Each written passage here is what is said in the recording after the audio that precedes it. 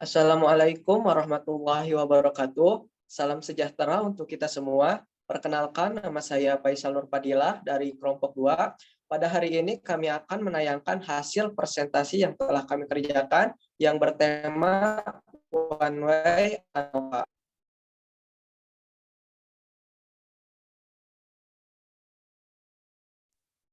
Anggota kami yaitu beranggotakan 6 orang. Yang pertama ada Dede Zakaria, yang kedua ada Deo Petra Erlangga, yang ketiga adalah saya sendiri Vela Marifatur Rahma, yang keempat ada Fitran Anggara Nur, yang kelima ada Faisal Nur Fadila, dan yang terakhir ada Suci Dwi Setiani. Oke, di sini saya akan menjawab nomor 1, yaitu deskriptif gaji. Yang pertama itu adalah ada pemasaran, produksi, dan SDM. Nah, yang pertama itu ada sampel. Sampel dari pemasaran adalah 8, sampel dari produksi adalah 9, dan sampel dari SDM adalah 5.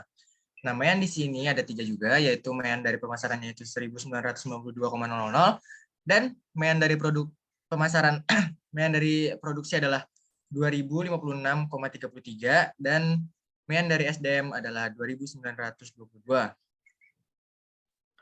Lalu ada standar deviation. Yang pertama itu dari pemasaran adalah 336,211. Yang kedua dari produksi adalah 332,531. Dan yang ketiga adalah SDM yaitu 304,828. Yang totalnya adalah 496,006. Dan yang ketiga ada standar error. Yang pertama ada standar error dari pemasaran yaitu 118,868, dan standar error dari produksi adalah 110,844, dan standar error dari SDM adalah 136,323. Yaitu totalnya adalah 105,749. Lalu ada 95% confidence interval for mean. Ya, ada 2, yaitu lower bound dan upper bound. Yang pertama yaitu lower bound 1710,92 pemasaran. Lalu ada produksi yaitu 1800,73, dan ada SDM yaitu 2543,51. Dan totalnya adalah 2009,76. Lalu selanjutnya ada upper bound, yaitu yang pertama dari pemasaran adalah 2273,08, dan produksi adalah 2311,94. Lalu ada upper bound dari SDM adalah 3300,49, dan totalnya adalah 2449,60. Selanjutnya adalah minimum dan maksimum. Yang pertama minimumnya dari pemasaran adalah 1580, dari produksi adalah 1500, dan dari SDM adalah 2600, yaitu minimumnya adalah 1500 dari produksi. Dan selanjutnya adalah maksimum. Yang pertama maksimum dari pemasaran adalah 2500, dan maksimum dari produksi adalah 2500 juga, dan SDM adalah 3400. Yaitu yang paling tinggi adalah SDM yaitu 3400 di totalnya. Lalu ada keterangan yaitu yang pertama nilai rata-rata gaji pemasaran adalah 1992,00, dan yang kedua adalah nilai rata-rata gaji produksi adalah 2056,33, dan yang terakhir adalah nilai rata-rata gaji SDM adalah 2922,00.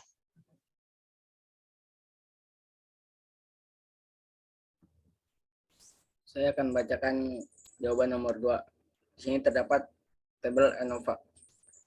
Gaji dari between groups, with groups, dan total. Sum of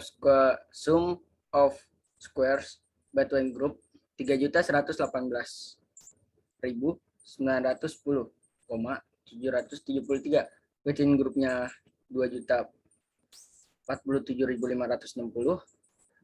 Totalnya 5.166.470,773. Def dari between groups-nya 2, def dari within groups-nya 19, totalnya 21. Mean square dari between groups-nya 1.559.455,386.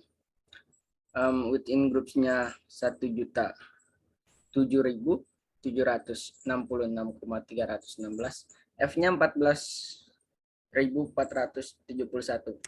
Sig-nya 0,0. H0, semua rata-rata populasi kelompok 1 sampai dengan K, berarti sama.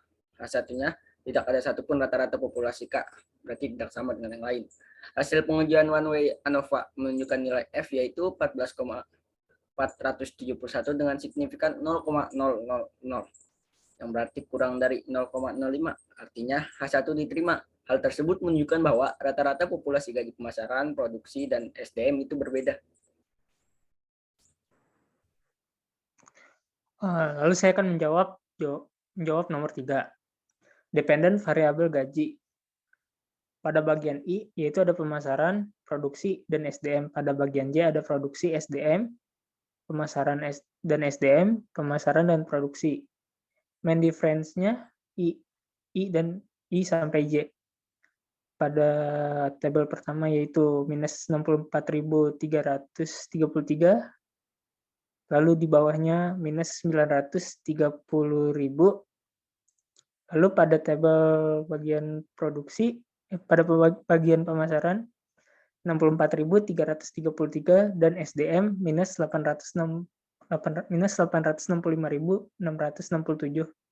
Lalu pada bagian pemasaran 930.000 dan pada bagian produksi 865.667. Standar errornya pada bagian produksi 159.514, pada bagian SDM 187.147, pada bagian pemasaran standar errornya 159.514, pada bagian SDM 183.105. Lalu selanjutnya pada bagian pemasaran itu standar errornya 187.147, pada bagian produksi 183.105. Nilai signifikannya pada bagian produksi adalah 691, pada bagian SDM 0,00, lalu pada bagian pemasarannya nilai signifikannya 691 dan pada bagian SDM 0,00. Pada bagian pemasaran nilai signifikannya 0,00 dan pada bagian produksi 0,00. Lalu confidence interval ada lower bound dan upper bound. Pada bagian produksi nilai lower bound-nya minus 398,20, pada bagian SDM-nya minus 1.321,70. Lalu pada bagian pemasaran lower bound-nya minus 269,53 dan pada bagian SDM minus 1.248,91. Pada bagian pemasaran lower bound-nya 538,30 dan pada bagian produksi 482 dan 482,42. Lalu nilai upper bound pada tabel produksi yaitu 269,53 dan pada bagian SDM minus 538,30. Pada bagian pemasaran nilai upper bound-nya 398,20. Pada bagian SDM minus 482,42. Lalu selanjutnya pada bagian pemasaran nilai upper bound-nya 1.321,70 dan pada bagian produksi 1.248,91. Lalu selanjutnya akan dibacakan oleh materi selanjutnya dibacakan oleh rekan saya yang bernama Suci. Oke, selanjutnya adalah keterangan dari nomor 3.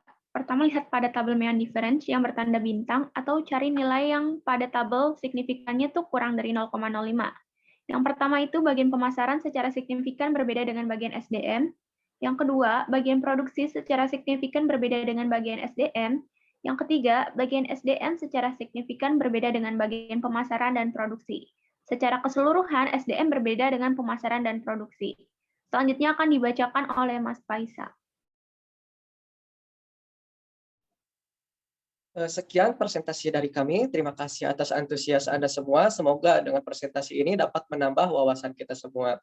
Jika Anda memiliki pertanyaan, mohon dicantumkan di kolom komentar. Dan apabila ada tutur kata saya yang kurang tenang di hati, mohon untuk dimaafkan. Terima kasih dan sampai jumpa. Wassalamualaikum warahmatullahi wabarakatuh.